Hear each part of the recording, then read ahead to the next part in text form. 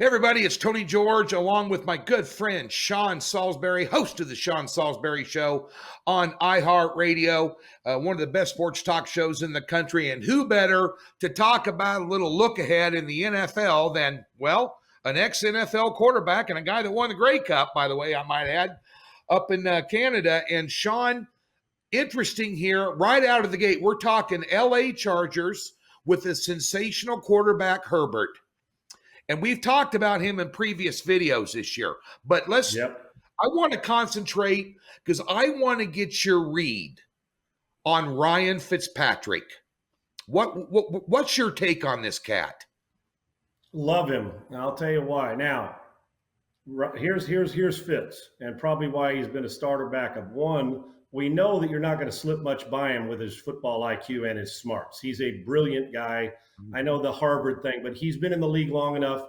When you only got 11 guys on defense, he's seen everything you can see in professional football. Right. He's played for like 74 teams. He's been in every offense. He's seen every defense. So you're not going to, I call him Colonel Angus. You know that Saturday Night Live skit? You know, the old Colonel with the beard? Yeah.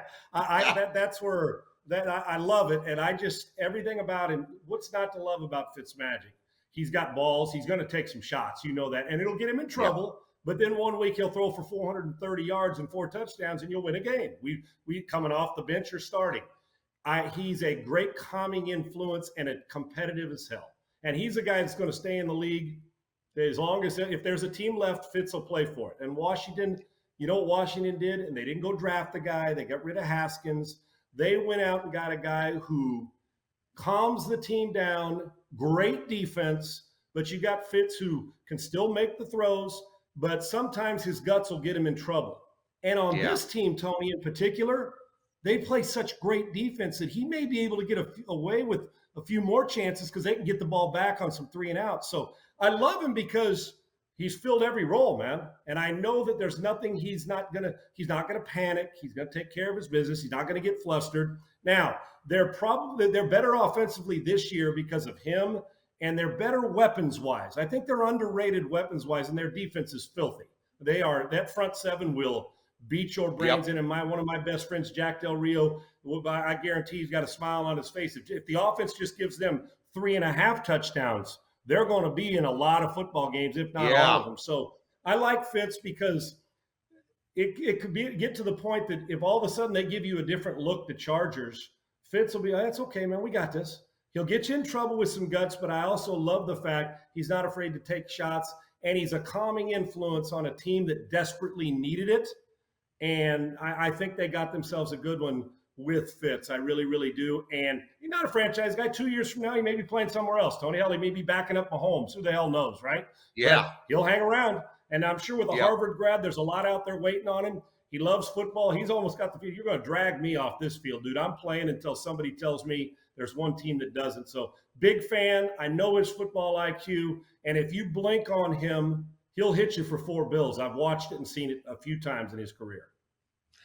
Well, I always call him Fitz Magic or Fitz Tragic. It just depends on what day he's having. And I'll tell you, this is one of the more intriguing games of week 1 to me.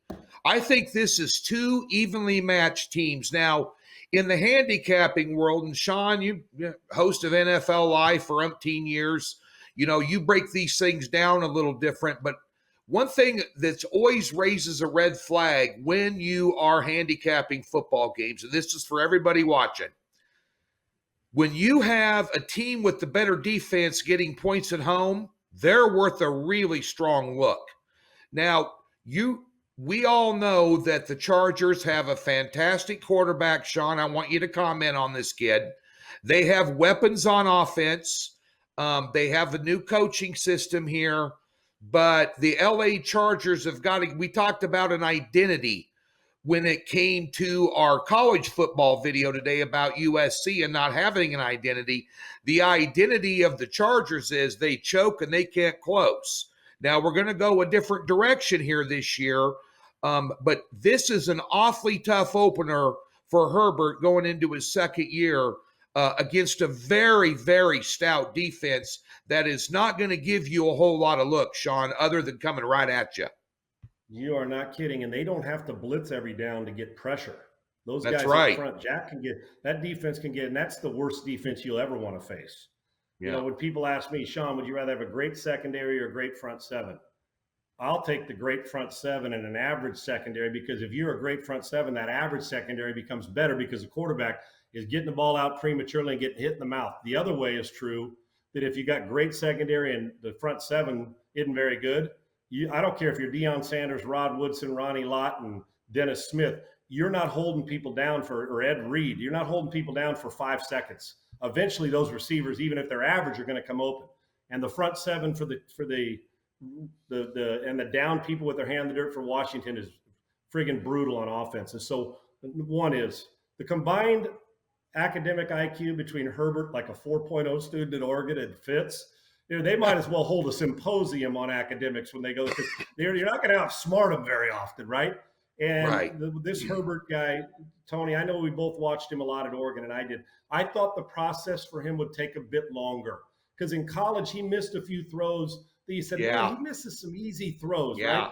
But you saw the 3 touchdowns in the bowl game, his last game, and he's a big, strong, physical, smart, and he's got a hose, but he also has movement. He reminds me with the legs like a Josh Allen, a big guy who makes it move, right? It's not a small scat guy. He's a big dude, physical, and can think Ben Roethlisberger before, but a lot faster and more mobile than even Ben was. Ben stepped through because he was physical.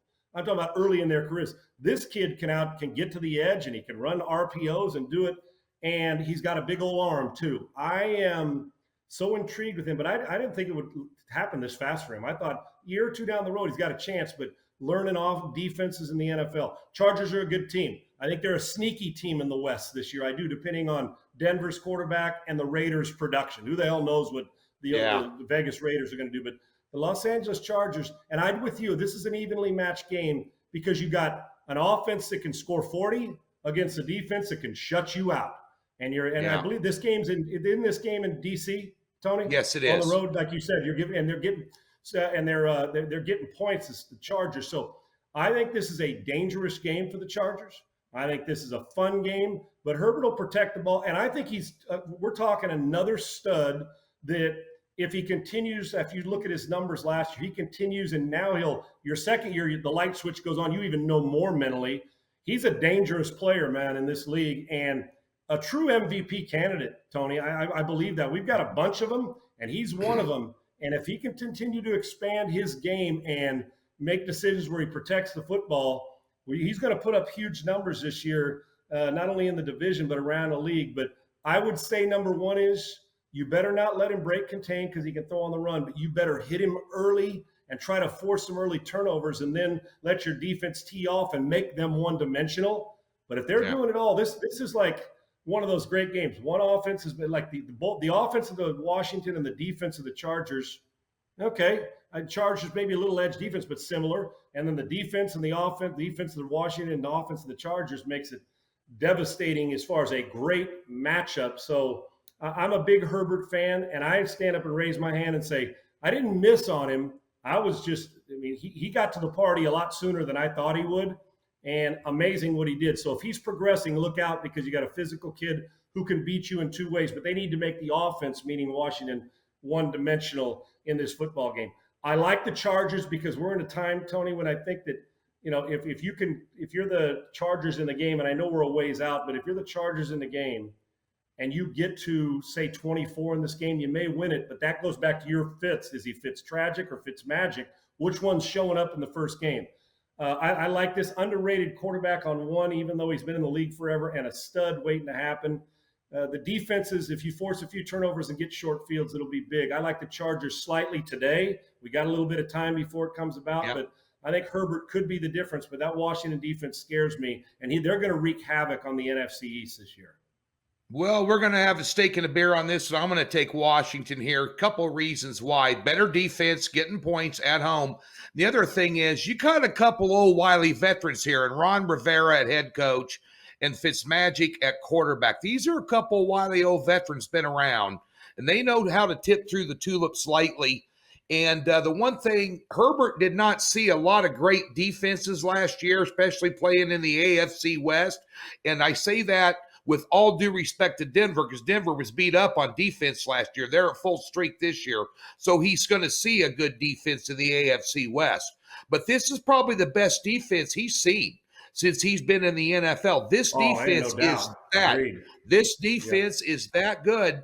And basically the Dallas Cowboys are one star player on offense away from not winning that division, because Washington, if I'll tell you right now, if Dallas doesn't sidestep a few landmines this year, they'll sneak up and they might even split with Dallas. So I'm going to lean Washington, but even better than that, folks, there's a little thing we do in the NFL called 2-team 6-point teasers, where you got to bet 2 teams and you get 6-point side or total on both your bets.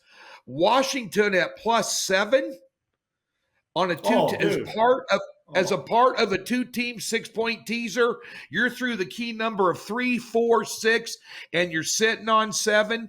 This is liable to be a lower scoring game. It's 44.5, Sean, on the total. I don't expect to see a 35-31 ball game here, regardless of how explosive. And bear in mind, and you hit the nail on the head, Washington can also be explosive on offense. But I think you got a couple of good defenses here, one better than the other. But taking the Skins as part or half of a 2-team 6-point teaser at home through those key numbers is what we call a value bet. If you're going that route, it's a no-brainer for me. And my guy Jack Del Rio is going to tee. I mean, that's a friggin' no. Matter of fact, I'm sending you my iHeartRadio check and having you put it in there and go bet that for me while you're sitting there in Vegas. Are you kidding me, dude? No, this game, and it's probably a final possession game, Tony. Honest to God, it probably is. Yeah. Right. Yeah. Like I said earlier, if you can get to 24 points in this one, because I actually do like the under. Well, I mean, I do in this one, because while they can be explosive, people are feeling their way around early in the season. Right. And defensive coordinators are a little bit ahead, I always believe. So, man, and I am with you. Of all the games in the first week of the season, this is a really intriguing matchup. It really is. And if Dak Prescott does not play, if Dak Prescott's out for any amount of time this year, mail it. That division, Giants, Eagles, blah. Cowboys without Prescott. We've seen that movie before. And you know what? Without Prescott, you know who the best quarterback in the division is? Ryan Fitzpatrick. That's right. I'm talking about with experience and everything, not the long haul. But for this year, I'd put my money on him before I'd put it on Hurts, Flacco, or Daniel Jones, at least today. Ladies and gentlemen, that is the review, this look ahead of this game. And an ex-NFL quarterback who played in the league gave you the best tip you're going to hear all day right there. Remember, out of the gate, defensive coordinators are going to be a little bit ahead of the offenses this time of year in the NFL, spoken from a guy who took snaps under center in the NFL, folks. Doesn't get any better than that. And threw enough picks to the other team that defensive coordinators were ahead. I'm the prime example. There you go, brother. There you go. Well, you threw enough touchdown passes up in Canada to win a Grey Cup, so let's give you some credit too, brother. There you go. There you go. I'll milk my 10 years and love it, so I'm happy. I'm good. There you go, folks. Courtesy of Doc Sports. Hey, he's Sean Salisbury. Check him out at iHeartRadio, the best sports talk show in the country, and a great follow on Twitter at Sean Unfiltered. And he does respond to people. So be sure and check him out as well. It's always a great read. Get over to DocSports.com. Take advantage of the free $60. Get ready for week 1 in the NFL. I know we are. Thanks for tuning in.